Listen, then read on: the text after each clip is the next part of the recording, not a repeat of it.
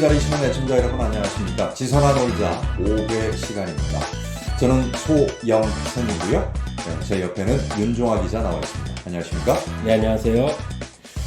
지방선거 이제 오늘로써 36일 남았습니다.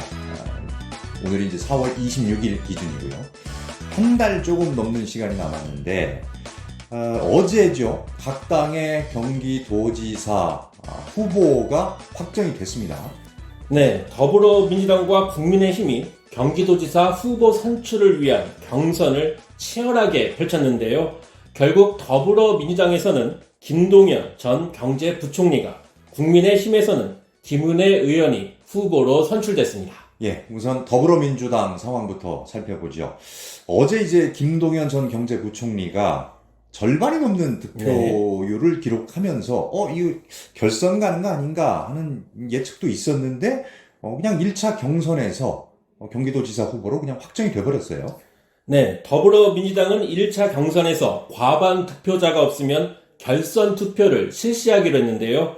김동연 전 경제부총리가 1차 경선에서 50.67%의 득표율을 기록하면서 경기도지사 후보로 선출됐습니다. 2위는 오산의 오선 국회의원인 안민석 의원이고요. 안 의원은 21.61%의 득표율을 기록했습니다. 이어서 염태영 전 수원시장이 19.06%의 득표율로 3위, 시흥을 오선 국회의원인 조정식 의원이 8.66%로 4위를 기록했습니다. 예, 당초에 이제 여론조사에서도 김동연 예비 후보가 앞서기는 했습니다만 그래도 과반이 안 돼서 결선까지는 가지 않겠느냐, 뭐 이런 예측들이 있지 않았습니까?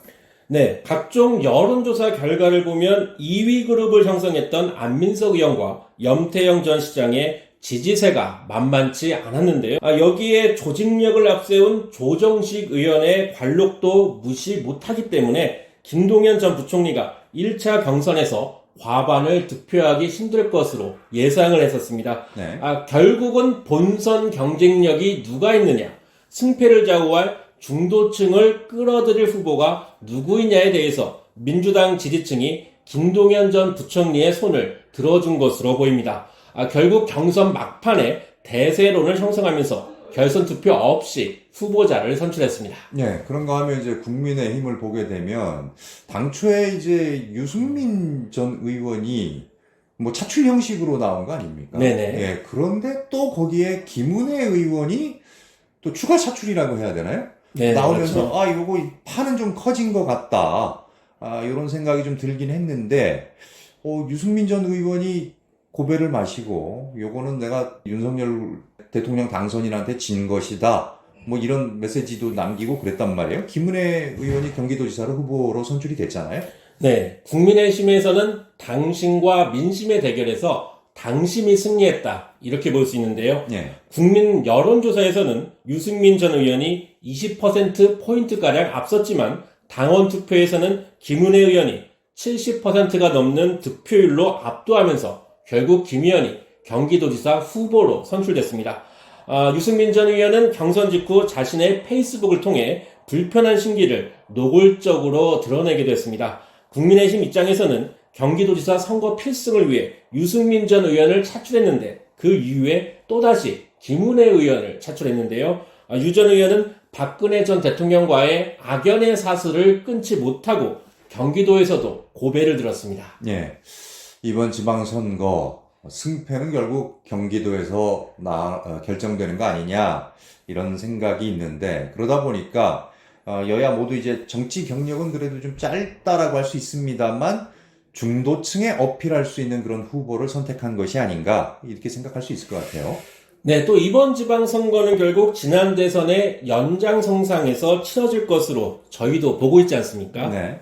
그렇기 때문에 이제 6월 지방선거도 대선만큼 좀 치열한 접전이 될 것이고 특히 경기도지사 선거가 아무래도 이 양당의 총력전으로 펼쳐지지 않겠느냐 뭐 이런 예상을 해볼 수 있는 거죠. 네, 이 같은 경기도지사 선거의 성격이 그대로 더불어민주당과 국민의힘 경선에서도 반영됐다, 이렇게 볼 수 있는데요. 예. 결국 이심과 윤심이 작용했다고 볼 수 있습니다. 예.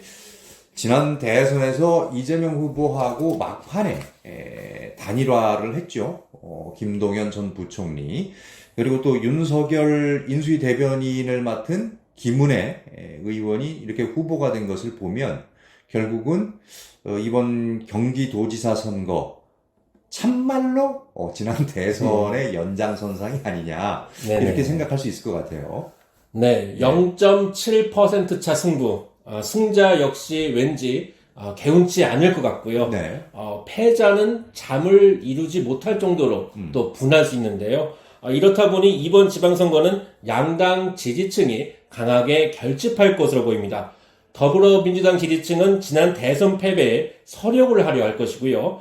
국민의힘 지지층은 대선에 이어 지선까지 승리하면서 확실히 우리가 승자다, 이것을 확인하려 할 것입니다.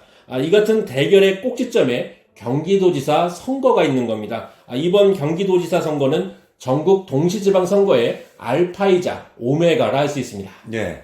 이제 현재까지 나온 여론조사를 좀 보면, 경기도지사 여론조사인데, 선거 결과 예측 여론조사인데, 뭐 속속 나오고 있어요. 보니까 어제도 그 OBS가, 경기도지사 여론조사를 좀 발표를 한 것 같더라고요. 네, OBS가 여론조사 기관 미디어 리서치 의뢰에 23일과 24일 이틀간 경기도 유권자 1000명을 대상으로 ARS 여론조사를 실시했습니다.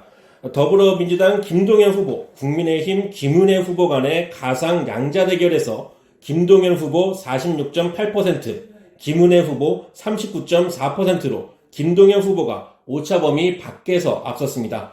또 다른 여론조사에서도 김동연 후보가 우세했는데요. 여론조사 업체 피플 네트워크스 리서치가 뉴데일리 의뢰로 역시 같은 기간인 23일과 24일 이틀간 경기도 유권자 800명을 대상으로 ARS 여론조사를 실시했습니다.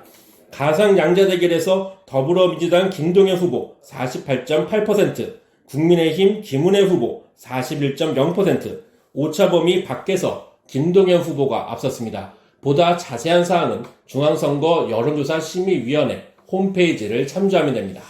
어제 나온 여론조사를 보면 일단은 더불어민주당이 좀 우세하다라고 볼 수 있겠는데, 사실 그 전에는 김은혜 후보가 앞선 여론조사도 나왔었단 말이에요. 네, 이전 조사에서는 가상 양자 대결에서 오차범위 내이긴 하지만요, 국민의힘 김은혜 후보가 앞선 결과가 나오게 됐는데요. 예. 그만큼 선거 판세는 지난 대선만큼이나 팽팽한 접전 양상으로 흐를 것으로 보입니다.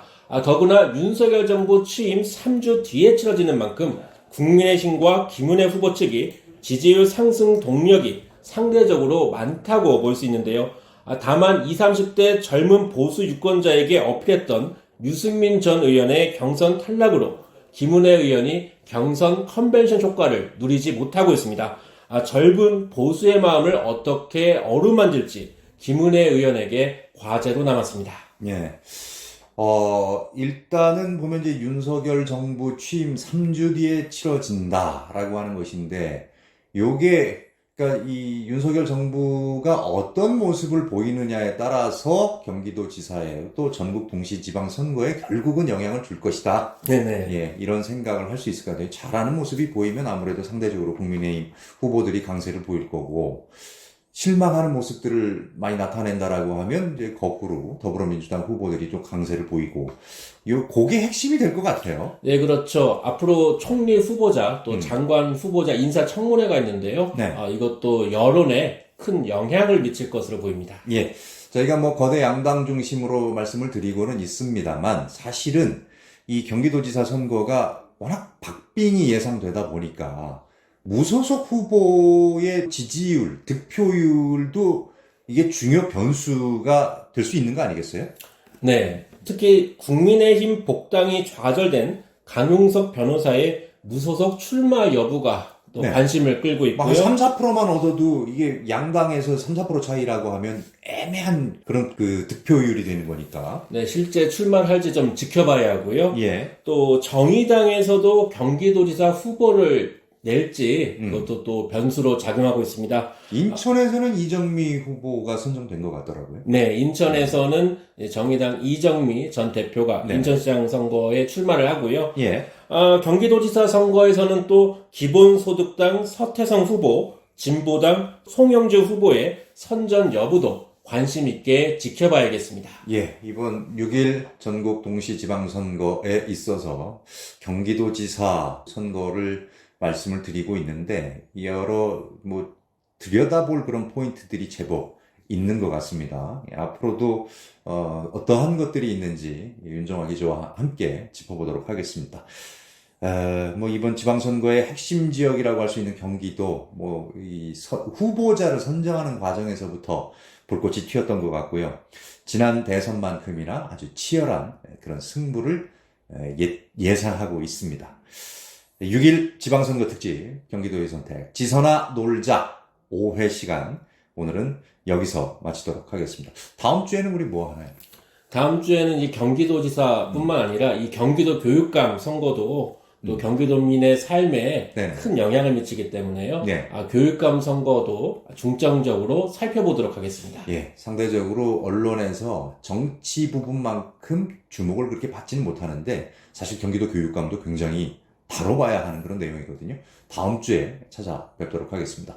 지금까지 윤종화 기자와 함께했습니다. 고맙습니다. 네, 감사합니다.